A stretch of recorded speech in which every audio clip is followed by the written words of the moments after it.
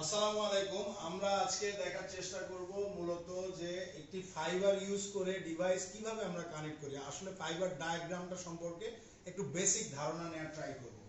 ধরেন এটি আপনার একটি এনভিআর, ধরে নিলাম এটি আমাদের একটি এনভিআর।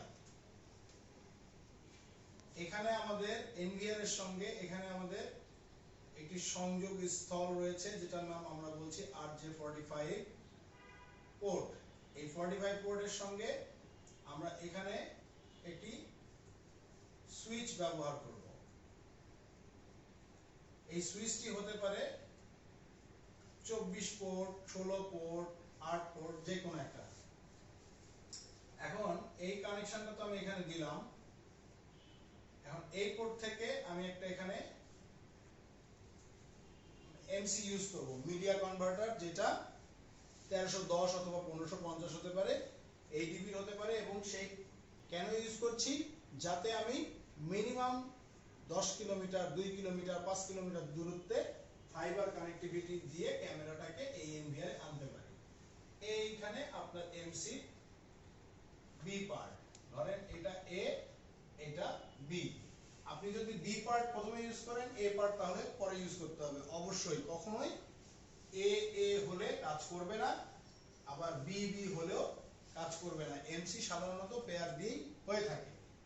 এর পরবর্তীতে এই এমসির সঙ্গে আপনি এখানে ক্যামেরাটা কানেক্ট করে দিবেন।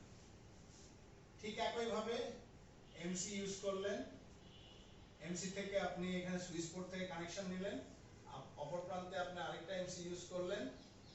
এবার একইভাবে আপনি ক্যামেরা কানেকশন করবেন।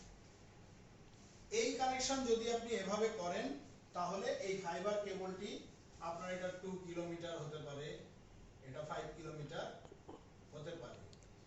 এখন সিনারিওটা মূলত এভাবেই কাজ করে থাকে। এর পরবর্তীতে আপনার রিকোয়ারমেন্ট অনুযায়ী এই সিনারিওটা পরিবর্তন হতে পারে। এখন দেখা গেল যে আপনি এখানে একটি রাউটার ইউজ করতেছেন। এই রাউটার দিয়ে আপনি কি করবেন? ইন্টারনেট কানেকশন দেবেন। সেই ক্ষেত্রে আপনি এই রাউটারটাকে নিয়ে সুইচে কানেক্ট করে দেবেন।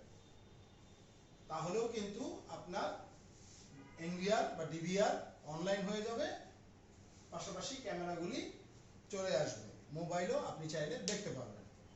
আশা করি এই ডায়াগ্রামটা সম্পর্কে আপনাদের একটি ধারণা হয়েছে। যদি